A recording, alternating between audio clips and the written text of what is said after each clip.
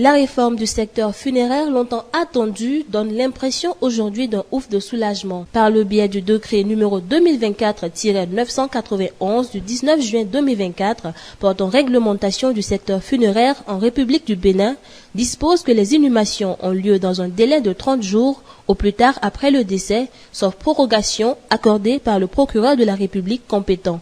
Une réforme appréciée par quelques citoyens rencontrés. Pour eux, c'est une décision qui va assainir le secteur funéraire. Le fait de laisser un parent à la morgue pendant un long moment, ça, ce n'est pas une bonne chose parce que la personne est déjà décédée. Au lieu de vite l'inhumer, le fait de le laisser là-bas pendant un moment, ça fait qu'on oublie déjà que la personne existe ou pas. Bien vrai qu'elle n'existe plus, mais le fait de la laisser là-bas, ce n'est pas une bonne chose. Je pense que la décision que le gouvernement a prise, c'est une décision louable même.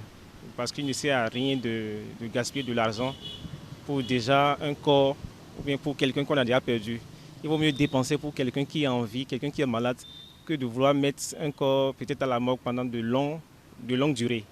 Et quand c'est comme ça n'arrange pas. On fait des prêts pour pouvoir faire l'enterrement et on se ruine après. Alors que bon, là-bas c'est une place à réserver. Il y a plein de morts tous les jours. Et puis bon, si tous les morts devaient rester là-bas pendant des années, pendant des mois, ce ne serait pas vraiment profitable pour tout le monde. Et puis c'est aussi un moyen pour pouvoir, c'est aussi un moyen qu'on met à notre disposition afin qu'on puisse vite nous charger de nos défunts. Et puis bon, l'autre côté c'est que bon, tout le monde n'a vraiment pas le moyen de retirer les corps à la morgue avant 30 jours.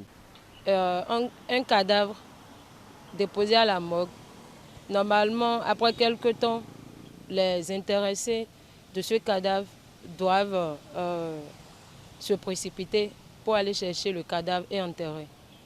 On ne doit pas déposer un corps à la morgue et laisser durant des mois et des années. Je pense que c'est une très bonne décision. Cette décision, ont-ils noté, va permettre de réduire les dépenses et finir avec les différents conflits sociaux familiales.